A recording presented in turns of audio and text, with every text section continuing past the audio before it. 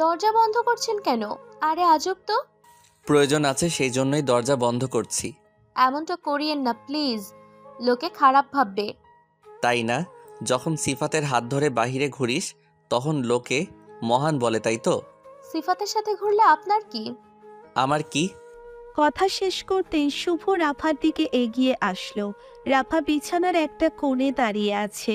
রাফাকে দেখে ভালোই বোঝা যাচ্ছে যে সে এখন ভীষণ ভয় পেয়ে আছে। কিন্তু তাতে কি, আজ শুভর মনে কতটা রাগ অভিমান জমে আছে তা শুধুমাত্র শুভ জানে। যাই হোক, শুভ রাফার কাছে এসে সজোরে রাফার বাহু চেপে ধরে বলল, আমার কি তা তুই জানিস না? আমি তোকে ভালোবাসি, এটা জানার পরেও কেন সিফাতের সাথে ঘুরিস তুই? উত্তর দে আমায়। রাফা শুভর রাগী চোখের আগেও দেখেছে বহুবার, কিন্তু আজ সে এক ভিন্ন শুভকে আবিষ্কার করছে রুমে। আগের শুভ আর এই শুভটার মধ্যে আছে আকাশ পাতাল পার্থক্য। শুভ বরাবরই খুব শান্ত থাকতে পছন্দ করে, কথাও কম বলে সব সময়। তবে যখন শুভ রেগে যায় তখন শুরু হয় ঝড়। রাফা এই মুহূর্তে ভালোই আন্দাজ করতে পারছে তার উপর দিয়ে কিছুক্ষণের মধ্যেই যাবে এক ভয়াল ঘূর্ণিঝড়। রাফা নীরবে তাকিয়ে আছে শুভর রক্তবর্ণ ধারণ করা চোখ জোড়ার দিকে। রাফাকে নীরব দেখে শুভর রাগ আরো কয়েক গুণ বেড়ে যায়। শুভ রাফাকে আরো শক্ত করে চেপে ধরে বলতে লাগলো, কি হলো? কিছু জিজ্ঞাসা করেছি আমি, উত্তর দিচ্ছিস না কেন? হাতটা ছাড়ুন শুভ ভাইয়া, আমার কষ্ট হচ্ছে। কষ্ট হচ্ছে? আমার যে কষ্ট হচ্ছে তা কি তুই দেখতে পাচ্ছিস না? প্রিয়জনকে অন্য কারোর সাথে দেখলে কতটা কষ্ট হয় বুঝিস তুই? বুঝতেও চাই না। আমি একবার না হাজারবার বলেছি আমি আপনাকে ভালোবাসি না। আমার সহ্য হয় না আপনাকে। বুঝেছেন আপনি? ও, আমায় সহ্য হয় না, অথচ সিফাতকে দিব্যি সহ্য হয় তোর, তাই না? হ্যাঁ, সিফাতকে সহ্য হয় আমার। কারণ সিফাত আপনার মতো সাইকো না। আপনি একটা সাইকো, যার সাথে ভালো করে দুটো কথাও বলা যায় না। তাই তো আমি সাইকো। তবে তোর জন্য আমি সাইকো হয়েছি। তোর পাশে আমি কাউকে সহ্য করতে পারি না। সেটা একান্তই আপনার ব্যক্তিগত ব্যাপার। এখানে আমার কিচ্ছু করার নেই। রাফার কথা শোনা মাত্রই শুভর মাথায় রক্ত উঠে গেল। আসলে সত্যি বলতে প্রিয়জনের অবহেলা কখনোই কেউ সহ্য করতে পারে না। আর প্রিয়জনের পাশে তো কাউকে কখনোই মেনে নেওয়া যায় না, কারণ প্রিয়জনগুলোকে আমরা কখনোই শেয়ার করতে পারি না। যাই হোক, শুভ রাফার বাহু ছেড়ে দেওয়ার সঙ্গে সঙ্গে রাফাকে একটা থাপ্পড় মারে। থাপ্পড়ের তাল সামলাতে না পেরে রাফা বিছানার উপর পড়ে যায়। শুভ রাফার কাছ থেকে সরে এসে দাঁড়িয়ে পড়ল জানালার সামনে। আজ প্রথমবার শুভ রাফাকে থাপ্পড় মারল। এই থাপ্পড় মারার যথেষ্ট কারণও আছে। এতটা ভালোবাসা দেওয়ার পরেও যখন অবহেলা পেতে হয়, তখন কেউই নিজের রাগকে কন্ট্রোল করতে পারে না। শুভ জানালার পাশে দাঁড়িয়ে পকেট থেকে একটা সিগারেট বের করে খেতে লাগলো। এই একটা জিনিসই আছে যে শুভর মনের ভিতর লুকিয়ে থাকা কষ্টগুলোকে পুড়িয়ে দেওয়ার ক্ষমতা রাখে। শুভ স্মোকিং করতে অভ্যস্ত ছিল না। ইদানিং শুভ প্রচুর পরিমাণে নিকোটিন সেবন করছে। ওইদিকে রাফা বিছানায় পড়ে কান্না করছে। শুভ প্রতিনিয়তই রাফাকে আঘাত করে, তার কারণ কারোরই অজানা নয়। যাই হোক, সিগারেট শেষ করে শুভ রাফার রুম থেকে বেরিয়ে আসে। রুম থেকে বেরিয়ে আসার সময় শুভ একটিবারের জন্যেও রাফার দিকে ফিরেও তাকালো না। রাফা এক দৃষ্টিতে শুভর দিকে তাকিয়ে আছে। শুভর আচরণগুলো রাফাকে ভীষণ আঘাত করে। শুভ রাফাকে দেখে নিজের বাড়িতে চলে আসে। বাড়িতে আসতে আসতে শুভ আপন মনে ভাবছে, এই রাফা এতটা খারাপ কেন? শুভ তো রাফার থেকে বেশ কিছু চাইছে না, একটু ভালোবাসা পেতে চাই শুভ। আফসোস শুভর জন্য রাফার কাছে সেই জিনিসটা নেই। শুভ রাফাকে নিয়ে সিরিয়াস, তবে রাফা শুভকে বাদ দিয়ে সিফাতকে নিয়ে সিরিয়াস। রাফা সিফাতকে এক কথায় সহ্য করতে পারে না। শুভর ইচ্ছে করে সিফাতকে গলা টিপে মেরে ফেলতে। শুভর বুকের থেকে রাফাকে যে ছিনিয়ে নিতে আসবে, শুভ তার অবস্থা খারাপ করে ছাড়বে। শুভ নিজের বাড়িতে আসতেই দেখতে পায় তার মা তার জন্য অপেক্ষা করছে। শুভর মা শুভকে দেখে বলে উঠল, কি রে শুভ, কোথায় থাকিস তুই? একদণ্ড তোকে খুঁজে পাওয়া যায় না কেন? ওই একটু বিজি ছিলাম। কেন মা, কি হয়েছে? কিছু হয়নি, তোকে খুঁজে পাওয়া যায় না দেখে বললাম, একটু বাড়িতে তো থাকতে পারিস। বাড়িতে থাকবো সময় হলে। শুভ কথাটা বলতেই নিজের মায়ের সামনে দিয়ে নিজের রুমে চলে যায়। শুভ নিজের রুমে চলে যেতে নিতেই শুভর মা শুভকে উদ্দেশ্য করে বলল, শুভ, খাবার খাবি না? না মা, ইচ্ছে করছে না। রাফার সাথে ঝগড়া হয়েছে বুঝি? মা, আজও ঝগড়া হয়েছে। প্রতিদিন ঝগড়া করা কি ঠিক শুভ? মা, আমি কি ইচ্ছে করে ঝগড়া করি নাকি? ওই রাফাই তো সিফাতের সাথে সব সময় থাকে, আমার সহ্য হয় না তাই বলেই ঝগড়া হয়। সিফাতের সাথে না গেলেই তো পারে ও, আমায় নাকি সহ্য হয় না ওর। দিয়েছি গালের উপর একটা অসভ্য মেয়ে একটা। মানে তুই রাফাকে থাপ্পড় মেরেছিস? মা, রাগের মাথায় দিয়ে ফেলেছি। না শুভ, এই কাজটা তুই বড্ড খারাপ করেছিস। কারো মনের উপর জোর করার অধিকার আমাদের নেই। মা, কিন্তু আমার রাগিনা আমাকে একদিন সবার থেকে দূরে নিয়ে যাবে। সেই জন্যই বলি, রাগ কন্ট্রোল করতে শিখ। জীবনেও কন্ট্রোল করতে পারবি? চেষ্টা করব। এই নে, খাবার দিচ্ছি, খেয়ে নে। না মা, এখন খেতে ইচ্ছা করছে না, কাল খাবো। আচ্ছা। শুভর মা একটা দীর্ঘশ্বাস নিল। শুভ বুঝলো তার জন্য তার মায়ের কষ্ট হয়, কিন্তু শুভ কি করবে? শুভ মনটাও খারাপ হয়ে গেছে। শুভ কাউকে কষ্ট দিয়ে কথা বললে সেই কষ্ট সে নিজেও পায়। শুভ নিজের রুমে বসে আপন মনে ভাবছে কি করে রাফাকে নিজের ভালোবাসাটা সে বোঝাতে পারবে। সারা রাত ধরে শুভ এই চিন্তা করলো। সারা রাত চিন্তা করতে করতে কখন যে শুভর চোখের পাতা এক হয়ে গেছে শুভ বলতে পারবে না। সকালবেলা শুভ নিজের চোখের পাতা মেলতেই শুভর দৃষ্টি চলে যায় ঘড়ির দিকে। শুভ ঘড়ির দিকে দৃষ্টিপাত করতেই চমকে উঠল। ঘড়ির কাঁটায় 11টা বেজে গেছে। শুভ দ্রুত বিছানা থেকে উঠে ফ্রেশ হয়ে বাড়ি থেকে বেরিয়ে যায়। আজকেও শুভ লেট হয়ে গেল। শুভ দ্রুত বাড়ি থেকে বেরিয়ে গিয়ে সোজা গাড়ি করে চলে যায় কলেজে।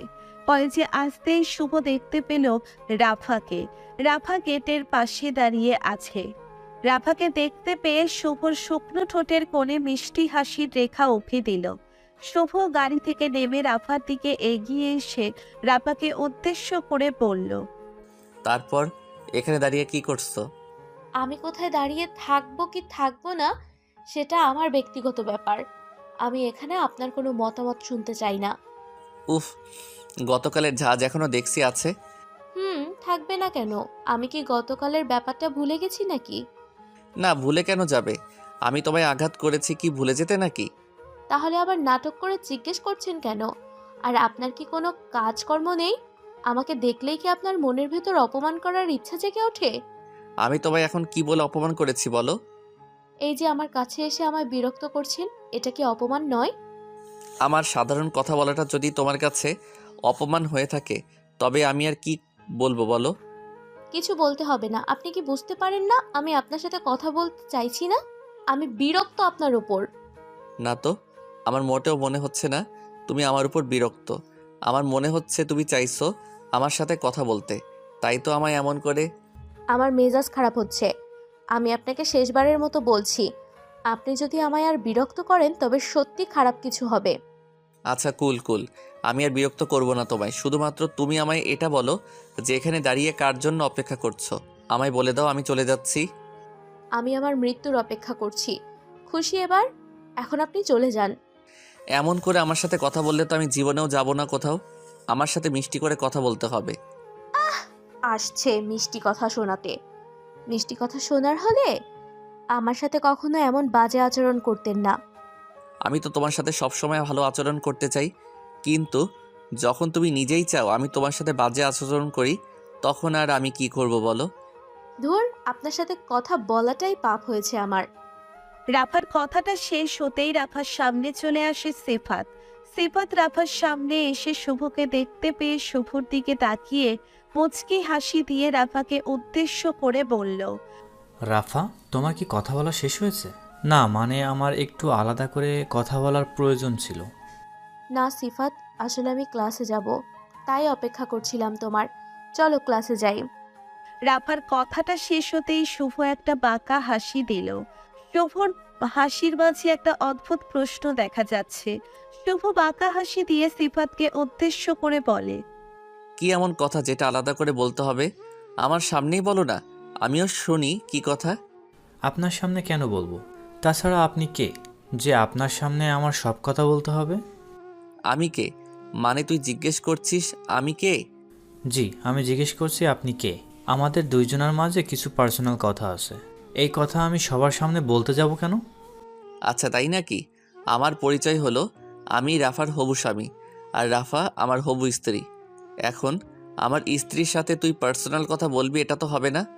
শুভর কথাটা শুনে রাফা আর সিফাত দুজনেই চমকে উঠল। সিফাত আর রাফা দুজনের কেউ হয়তো শুভর এমন কথা শোনার জন্য প্রস্তুত ছিল না। রাফা শুভর দিকে তাকিয়ে কিছু বলবে তার আগেই শুভ সিফাতের শার্টের কলার দুম করে চেপে ধরল। শুভ সিফাতের শার্টের কলার চেপে ধরে সিফাতকে উদ্দেশ্য করে ভীষণ কর্কশ কণ্ঠে বলতে লাগলো। তোর সাহস দেখে আমি না চমকে গেছি। তুই আমার সামনে আমার স্ত্রীর সাথে পার্সোনাল কথা বলছিস। আজ তো তোকে আমি মেরে ফেলবো। এই ভাই, আপনি আমার সামনে এমন করছেন কেন? আমি তো জানতাম না আপনার সাথে রাফার কোনো সম্পর্ক আছে। কেন রে? জানতে পারলে কি করতিস? আমার বউ আর আমাকে মাথায় করে নাচতিস নাকি? আপনি ভুল ভাবছেন ভাইয়া, আমি সিফাত। রাফা আমার কাজিন। আমি আর ও সেম ইয়ারে। সিফাতের কথাটা শুনে শুভ থমকে যায়। শুভ এতদিন ধরে ভেবেছে সিফাতের সাথে হয়তো রাফার কোনো বিশেষ সম্পর্ক আছে, আর এই সিফাতের জন্যে হয়তো রাফা শুভকে ভালোবাসা দিচ্ছে না। তবে এখন তো শুভ পুরো চমকে গেল।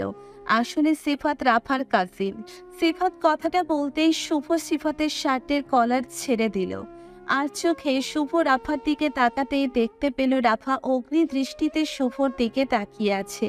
শুভ পরিস্থিতি সামলাতে সিফাতের শার্টের কলার ঠিক করে দিয়ে বলতে লাগলো। আরে ভাই, আমি তো তোমার সাথে মজা করছিলাম।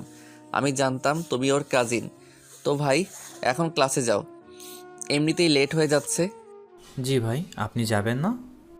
না, আমার ক্লাস পরে হবে। ঠিক আছে ভাই, আমি আসছি, ভালো থাকবেন। সিফাত কথাটা বলতেই শুভর সামনে দিয়ে দ্রুত পা চালিয়ে হেঁটে যায়। সিফাতের শিক্ষা হয়ে গেছে, আর কখনো শুভর সামনে সিফাত ভুল করেও রাফার কাছে আসবে না। সিফাত চলে যেতেই রাফা শুভর দিকে এগিয়ে এসে কোনো কথা বলল না। নিশ্চুপ হয়ে রাফা শুভর দিকে তাকিয়ে আছে। শুভ চোরের মতো করে নিজের মাথাটা এদিক ওদিক করে রাফাকে উদ্দেশ্য করে মৃদু কণ্ঠে বলল। কি হয়েছে? এমন করে আমার দিকে তাকিয়ে কি দেখছো তুমি? কি দেখছি বুঝতে পারছেন না আপনি? না, বুঝবো কেমন করে? তুমি তো কোনো কথা বলছো না, বোবার মতো আমার দিকে এক দৃষ্টিতে তাকিয়ে আছো। আমি কি আর সাদে আপনার দিকে তাকিয়ে আছি? আপনি এমন কেন বলবেন আমায়? আমি কেমন কি করেছি কি আমি? কি করেছেন জানেন না? আপনি জেনে বুঝে আমার মান সম্মান নষ্ট করে দিয়েছেন। আমি তোমার মান সম্মান কখন নষ্ট করলাম? আমি কিছু করিনি। তাছাড়া আমি কি জানতাম নাকি সিফাত তোমার কাজিন হয়? জানলে কি আর বলতাম এসব কথা? না জেনে আপনি এমন উল্টাপাল্টা কথা কেন বলবেন? আপনি জানেন সিফাত বাড়িতে গিয়ে এই কথাটা বলে দিবে। এই আমার উপর একদম চিৎকার করবে না। তুমি জানো না আমি তোমায় ভালোবাসি, আর ভালোবাসার কথা কখনো চাপা রাখতে নেই, প্রকাশ করে দিতে হয়। বাহ, এই তো বীরের মতো কথা। সবাইকে সব কথা বলে দিন, তারপর আর কি? আর কোনো সমস্যা নেই, সবাই জেনে গিয়ে আমার বিয়ে দিয়ে দিক অন্য কারোর সাথে, তখন ভালো হবে। তোমার বিয়ে? তাও আমি ছাড়া অন্য কারোর সাথে? এটা কি কখনো সম্ভব? আমি বেঁচে থাকতে এটা কোনোদিন হবে না। তুমি আমার আর আমার হয়ে থাকবে।